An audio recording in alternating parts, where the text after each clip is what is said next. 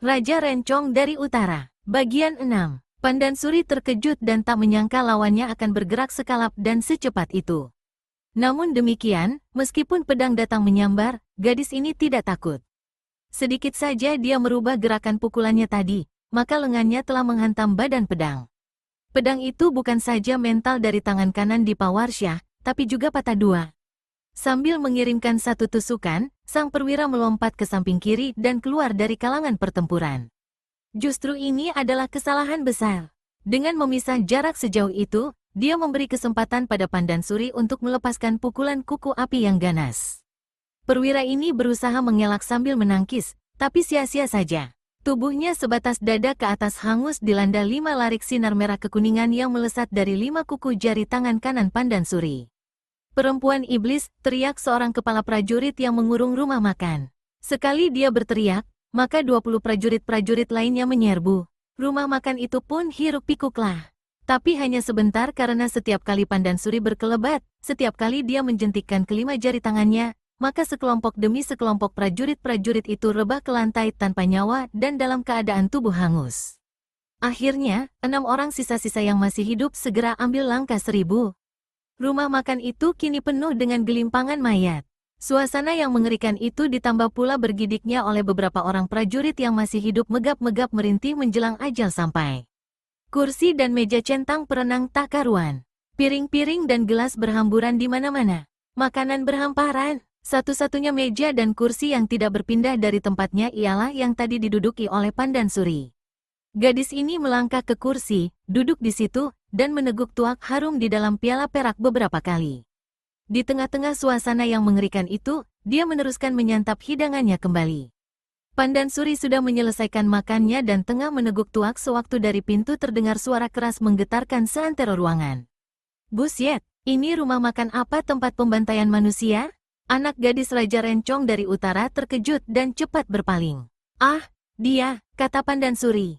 Kedua bola matanya bersinar. Dia merasa geli dan juga merasa aneh melihat sikap orang di ambang pintu menyaksikan mayat yang malang melintang dalam rumah makan dengan mata membeliak, mulut ternganga, dan sambil garuk-garuk kepala.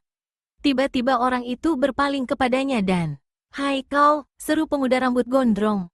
Dia melangkah melompati mayat-mayat yang bergelimpangan. Mendadak dia menghentikan langkahnya ketika salah seorang dari mayat-mayat itu dikenalnya.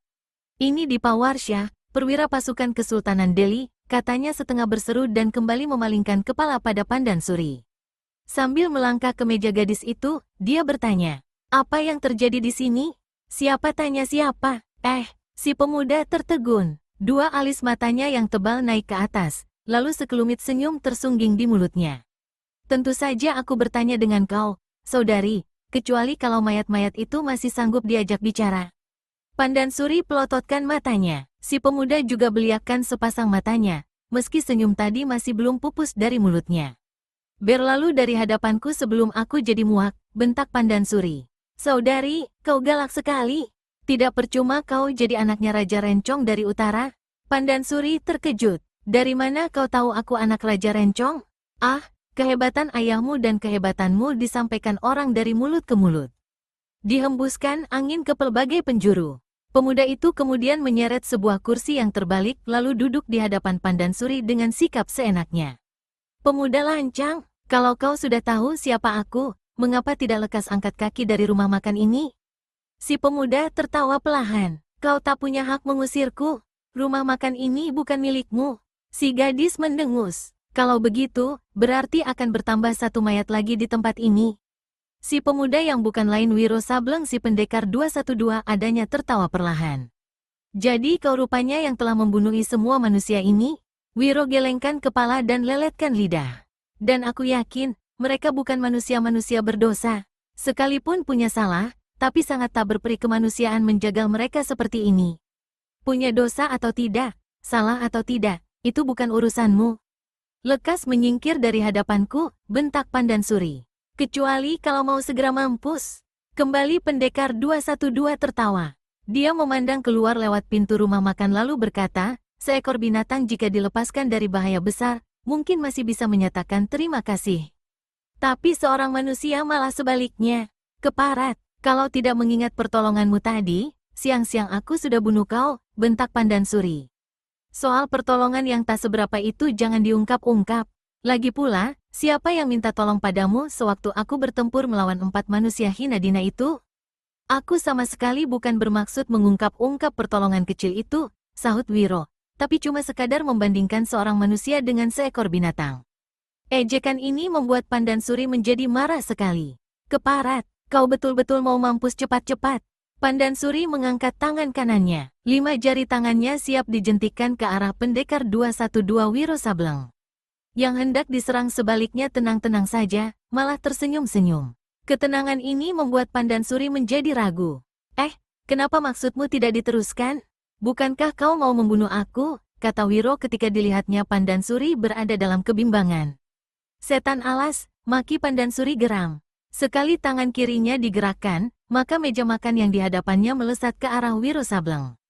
Piring, mangkuk, dan gelas menyambar lebih dahulu. Benar-benar manusia yang tak tahu budi orang, damprat Wiro Sableng.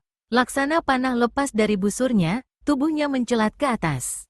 Piring, mangkuk, dan gelas lewat di sampingnya. Begitu meja makan menyusul datang, tanpa tedeng aling-aling Wiro Sableng tendangkan kaki kanannya.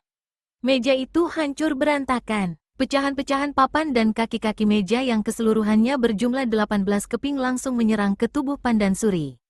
Dengan cekatan, gadis ini melompat ke atas seraya memukulkan tangan kiri ke muka. Kepingan-kepingan meja yang menyerangnya berpelantingan kian kemari. Wiro kemudian susulkan dengan satu jotosan ke arah perut si gadis. Dengan gerakan gesit, Pandan Suri berhasil mengelakkan. Malah di lain kejap dia berhasil menyambar patahan kaki meja dan menyerang Wiro Sableng dengan benda itu. Wut! Wiro membuang diri ke samping kanan. Terlambat sedikit saja, pasti pipinya kena disambar ujung kaki meja itu. Melihat serangan untuk kesekian kali luput lagi, maka Pandan Suri berkelebat cepat dan serangan dahsyat pun bertubi-tubi melanda pendekar 212 Wiro Sableng. Diam-diam Wiro Sableng memuji kehebatan ilmu silat dan kegesitan Pandan Suri. Sebelum dirinya kena didesak, Wiro segera berkelebat cepat untuk mengimbangi kegesitan lawan. 5 jurus pertempuran berkecamuk dengan hebat. Kaki meja di tangan Pandan Suri merupakan senjata yang ampuh, menderu kian kemari laksana belasan buah banyaknya dan menyerang dalam gerakan-gerakan yang sukar diduga. Penasaran sekali, Wiro Sableng keluarkan sebuah jurus silat tangan kosong yang dipelajarinya dari Tua Gila.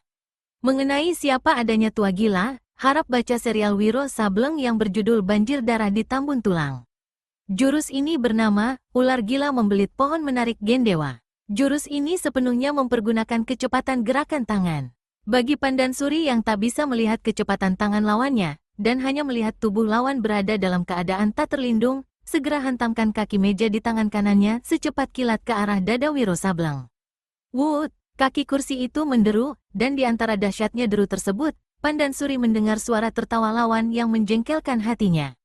Tenaga dalamnya dilipat gandakan, hingga dalam satu kejapan mata lagi akan hancur remuklah dada pendekar 212 dilanda kaki meja. Namun, betapa terkejutnya Pandan Suri sewaktu merasakan gerakan tangan kanannya itu tertahan oleh satu kekuatan yang tak kelihatan, dan tahu-tahu kaki meja terlepas dari genggamannya.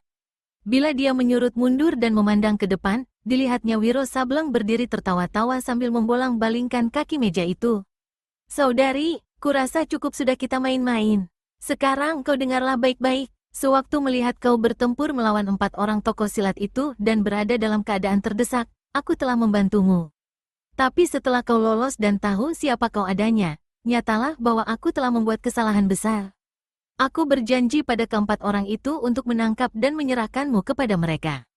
Nah, bagaimana tanggapanmu? Menyerah baik-baik atau terpaksa kita mesti main-main lagi barang beberapa jurus? Menyerah diri pada manusia macammu, lebih baik bunuh diri. Jangan bunuh diri, tukas Wiro sambil senyum-senyum. Kalau kau bunuh diri, kekasihmu tentu akan sedih dan menangis, lalu mengamuk macam orang gila. Aku khawatir manusia-manusia tak berdosa akan jadi korban amukannya. Pemuda sombong kurang ajar. Aku mengadu jiwa sampai 1000 jurus, teriak Pandan Suri.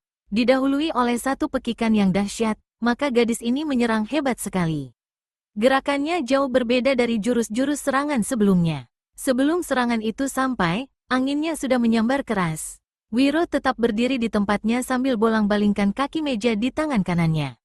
Dia terkejut sewaktu merasakan angin serangan yang tajam menyelusup ke arah barisan tulang-tulang iga di sisi kanannya. Wiro Sableng sabatkan kaki meja dengan sigap. "Buk!" Wiro Sableng mengeluh. Kaki meja terlepas dari tangan kanan, sedang tubuhnya terjajar ke belakang sampai 3 langkah. Ketika memandang ke lengannya sebelah kanan, lengan itu kelihatan bengkak dan merah. Ternyata tumit kiri Pandan Suri telah berhasil menghantam lengan itu. "Itu baru lenganmu. Sebentar lagi kepalamu yang bakal pecah." Wiro keluarkan suara bersiul. "Rupanya kau memang tak boleh dibuat main. Baik, kau mulailah," kata pendekar 212 Wiro Sableng dan memasang kuda-kuda untuk menyerang. Namun, sebelum dia bergerak, tubuh si gadis sudah berkelebat dan lenyap. Angin serangan yang dahsyat menelikung sekujur tubuh Wiro. Untuk mengimbangi gerakan lawan, mau tak mau pemuda ini kerahkan ilmu meringankan tubuhnya, dan sesaat kemudian, tubuhnya itu hanya merupakan bayang-bayang putih saja. Diam-diam Wiro Sableng merasa kagum juga dengan permainan silat Pandan Suri. Saat itu, mereka sudah bertempur 10 jurus lebih.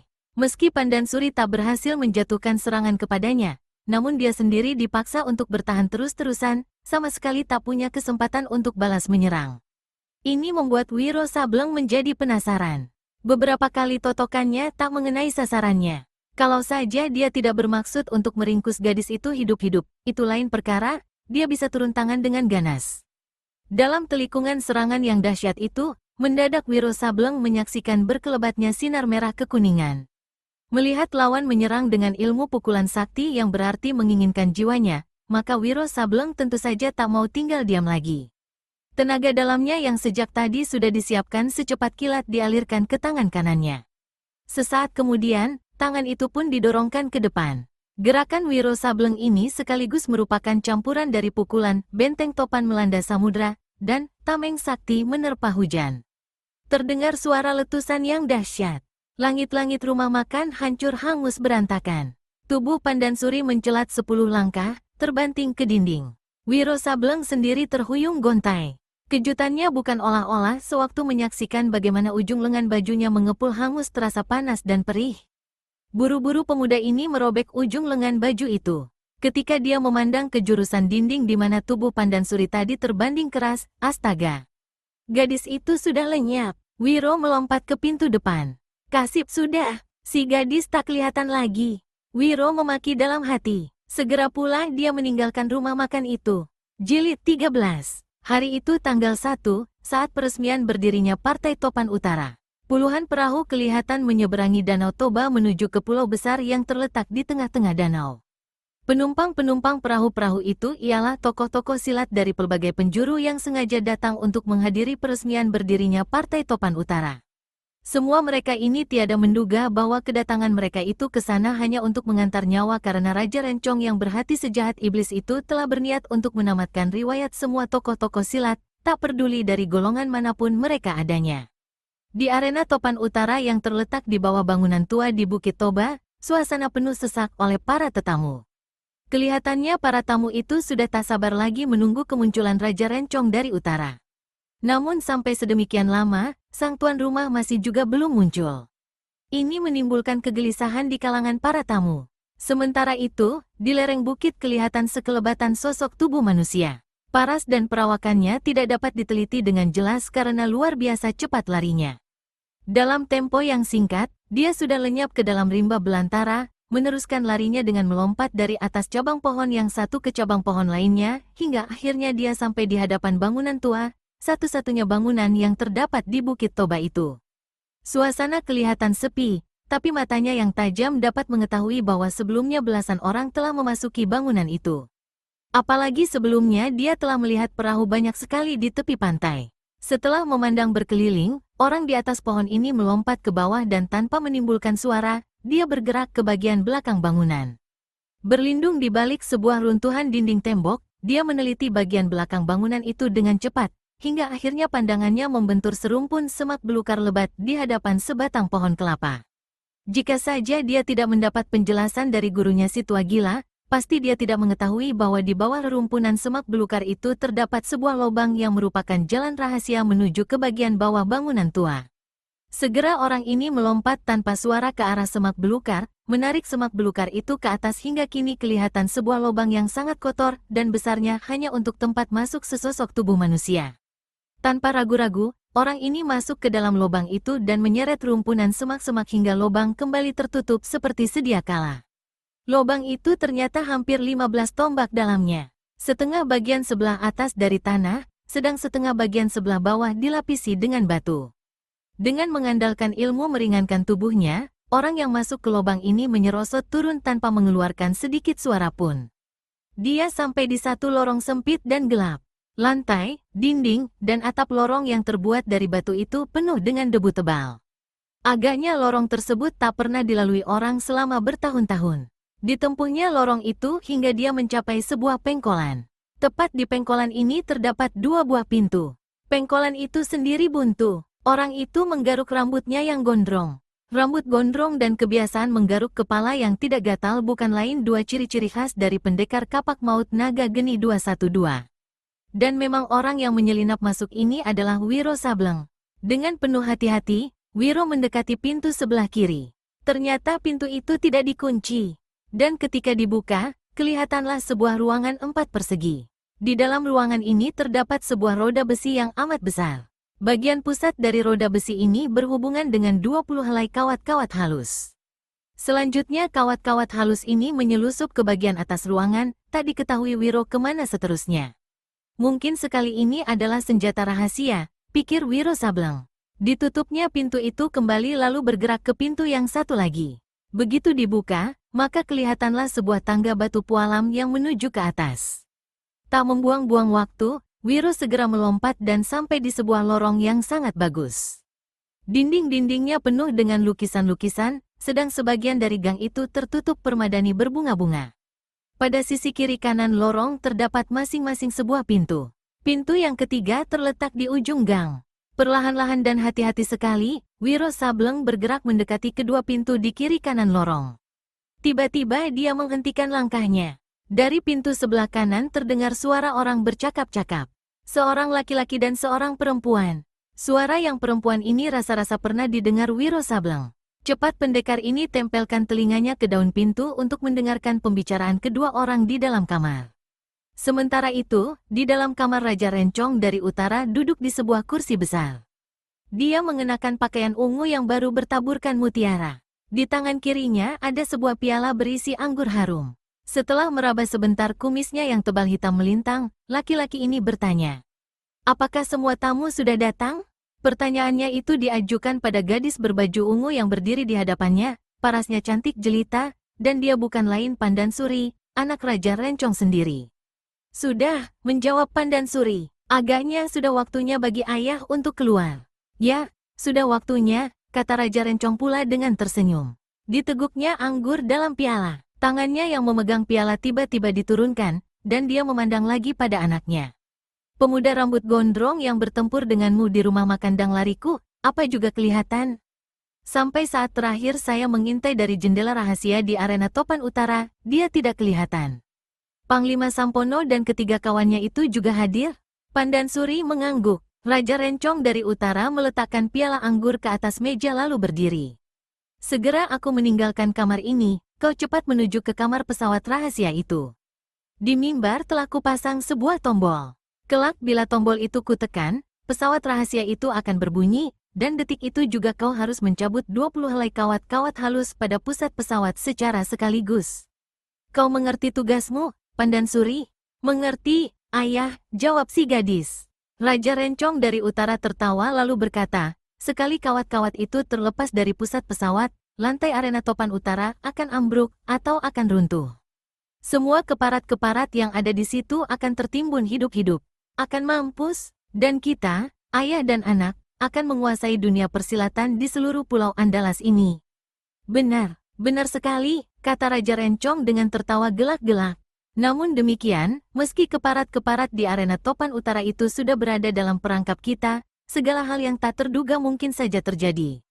Agar kau dapat menjalankan tugas dengan aman, kau bawalah pedang ini." Raja Rencong dari utara menyerahkan sebilah pedang ke tangan anaknya. "Senjata ini tidak kalah hebatnya dengan rencong perakmu yang hilang itu, Pandan Suri." Pandan Suri menerima senjata itu. Kemudian dilihatnya ayahnya mengeluarkan sehelai lipatan kertas. Sekali lagi kukatakan, ujar Raja Rencong pula. Segala kemungkinan yang tak diingini bisa terjadi. Surat ini kuberikan padamu, anakku. Kelak kau baru boleh membukanya jika aku menemui ajal secara tak terduga di arena Topan Utara nanti. Jika segala sesuatunya berjalan beres, surat itu mesti kau kembalikan padaku. Ayah, apakah artinya ini? Tanya Pandan Suri. Kata-kata dan surat yang diserahkan ayahnya itu membuat hatinya tidak enak. Raja Rencong dari utara tertawa perlahan. Ditepuknya bahu Pandan Suri. Dibukanya mulutnya hendak mengatakan sesuatu, tapi mendadak kepalanya dipaling ke pintu kamar. Seperti ada seseorang yang tengah mencuri dengar pembicaraan kita, Pandan. Pandan Suri menoleh ke pintu lalu berkata, itu cuma perasaan ayah saja. Siapa orangnya yang berani menyusup ke sini dari arena Topan Utara? Sekali dia memasuki lorong pertama, pasti tubuhnya akan tertambus senjata-senjata rahasia, meski bagaimanapun tinggi ilmunya. Raja Rencong membenarkan hal itu. Namun kekhawatiran belum lenyap dari hatinya. Menyusup dari arena Topan Utara memang tidak mungkin. Tapi yang aku khawatirkan ialah penyusupan lewat lubang rahasia di bagian belakang bangunan tua. Dari lubang sampai ke lorong dan sampai ke sini sama sekali tidak dirintangi oleh satu senjata rahasia pun. Ayah, kata Pandan Suri tertawa. Menurut keteranganmu, satu-satunya manusia yang mengetahui seluk-beluk dan jalan rahasia masuk ke tempat ini ialah tua gila. Dan orang itu sudah mati belasan tahun yang silam. Apakah dia mungkin hidup kembali dan menggerayang ke sini? Raja Rencong dari utara merasa malu pada dirinya sendiri. Namun telinganya yang tajam itu tadi telah mendengar suara hembusan napas tepat di belakang daun pintu kamar di mana dia berada. Melihat ayahnya masih berada dalam kebimbangan, Pandan Suri berkata lagi, kalaupun ada seseorang yang berhasil masuk ke sini, masakan telinga ayah tak sanggup mendengar gerakan langkahnya? Aku belum puas kalau belum menyelidikinya sendiri, kata Raja Rencong pula. Lalu dengan cepat melompat ke pintu. Jilid 14. Di luar kamar, sewaktu mendengar ucapan Raja Rencong bahwa dia merasa ada seseorang yang mendengarkan pembicaraannya, maka Wiro segera maklum cepat atau lambat laki-laki itu akan segera keluar untuk menyelidik. Untuk lari ke ujung lorong yang tadi dilewatinya, terlalu besar risikonya karena ujung lorong itu jauh sekali. Untuk baku hantam menempur Raja Rencong dan Pandan Suri, baginya bukan halangan. Sekalipun dia harus pasrahkan nyawa, dia bisa mati dengan rela. Tapi yang paling penting ialah menyelamatkan jiwa puluhan tokoh-tokoh sakti yang ada di arena Topan Utara, terutama mereka yang dari golongan putih. Wiro Sableng melangkah cepat ke pintu di samping kiri. Didorongnya pintu itu, tapi ternyata dikunci. Mendobrak pintu itu akan menimbulkan suara berisik dan sama saja dengan memberitahu terang-terangan kehadirannya di situ pada Raja Rencong. Wiro berkelebat ke pintu di ujung depan lorong. Baru saja dia berdiri di depan pintu itu, mendadak terdengar suara macam nyamuk mengiang di telinganya. Cepatlah masuk, anakku. Wiro terkejut bukan main. Meski tidak tahu apakah yang bakal ditemui di dalam sana, perangkap yang sangat berbahaya. Namun tanpa pikir panjang dalam keadaan kepepet begitu rupa, Wiro Sableng segera mendorong daun pintu. Pintu itu ternyata tak dikunci. Wiro cepat masuk ke dalam. Ketika daun pintu itu tertutup kembali, maka daun pintu di lorong sebelah kanan terbuka. Raja Rencong dari utara keluar. Matanya meneliti setiap sudut lorong. Tak seorang pun yang kelihatan. Namun Raja Rencong tak yakin bahwa perasaan dan telinganya telah menipunya. Sekali dia melompat, maka dia sudah sampai di pintu kamar di ujung lorong dan sekaligus membuka pintu itu. Sewaktu Wiro masuk ke dalam kamar itu, satu pemandangan yang luar biasa membuat dia sangat terkejut hingga sepasang kakinya laksana dipakukan ke lantai. Kamar itu tak seberapa besar.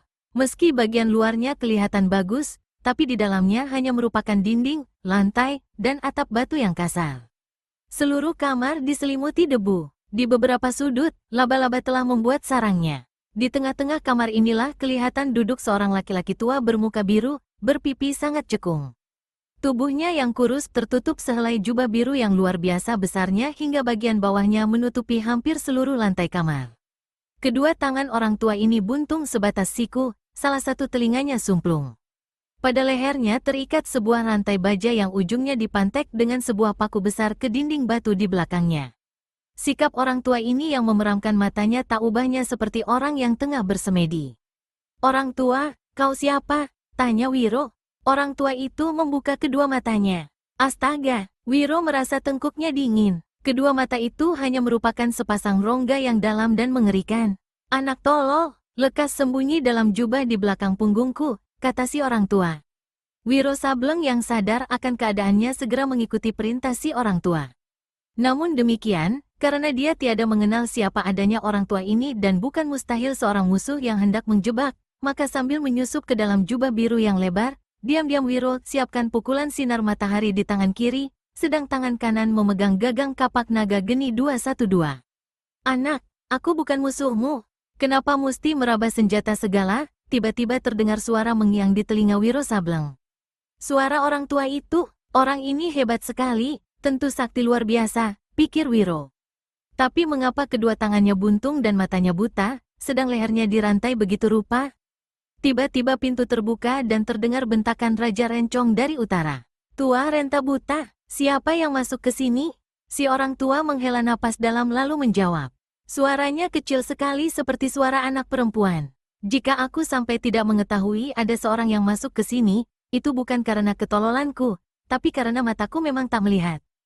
Tapi jika kau yang punya mata dan telinga tajam sampai tidak mengetahuinya dan malah bertanya padaku, itu adalah satu ketololan yang tak ada taranya. Apakah kau lihat ada orang lain di kamar ini? Ejekan itu membuat Raja Rencong dari utara memaki habis-habisan. Memang selain orang tua itu tak ada siapapun di situ. Apakah kau sudah memeriksa, Hang Kumbara? Bertanya si orang tua. Tutup mulutmu, setan tua. Dimaki begitu rupa, malah si orang tua tertawa dan menyahuti, hari ini hari peresmian berdirinya Partai Topan Utara, bukan? Kunyuk peot, kau tahu apa tentang Partai Topan Utara? Semprot Raja Rencong. Aku memang tidak tahu apa-apa. Tapi di balik ketidaktahuan itu, aku mendapat firasat bahwa partaimu itu akan runtuh sebelum saat diresmikannya. Dan kau sendiri akan mampus, Hang Kumbara. Ya, aku akan mampus, jawab Hang Kumbara alias Raja Rencong dari utara. Tapi sebelum mampus, untuk yang ke-100 kalinya, terima dulu tamparanku ini. Plaakek, tamparan yang dilayangkan Raja Rencong keras luar biasa. Tubuh si orang tua terhuyung-huyung dirasakan oleh Wiro, tapi tidak roboh. Mulutnya mengucurkan darah. Wiro Sableng marah sekali melihat orang tua yang telah tolong menyembunyikan dirinya diperlakukan begitu rupa. Segera saja dia hendak melompat keluar dari balik jubah. Tapi di telinganya terdengar suara seperti ngiangan nyamuk. Jangan tolol, anak. Terpaksa Wiro Sableng mendekam terus di belakang punggung orang tua itu. Kemudian terdengar pintu kamar ditutupkan, Raja Rencong telah keluar. Sekarang kau keluarlah, kata orang tua itu. Wiro keluar dari balik jubah lalu menjurah hormat. Terima kasih atas budi pertolonganmu, orang tua. Harap kau sudi menerangkan namamu. Kelak di kemudian hari, aku harap bisa membalas budi besarmu ini. Orang tua itu tertawa. Sewaktu mendengar langkahmu di bagian belakang bangunan tua, sewaktu ku dengar kau mengangkat rerumpunan semak-semak lalu menyusup turun ke dalam lorong, hatiku gembira. Kukira kau adalah tua gila. Tapi dari suara langkahmu, ku ketahui kemudian bahwa kau bukanlah si tua gila. Namun demikian, aku yakin kau ada sangkut paut dengan orang tua itu. Mungkin sekali kau muridnya. Betul,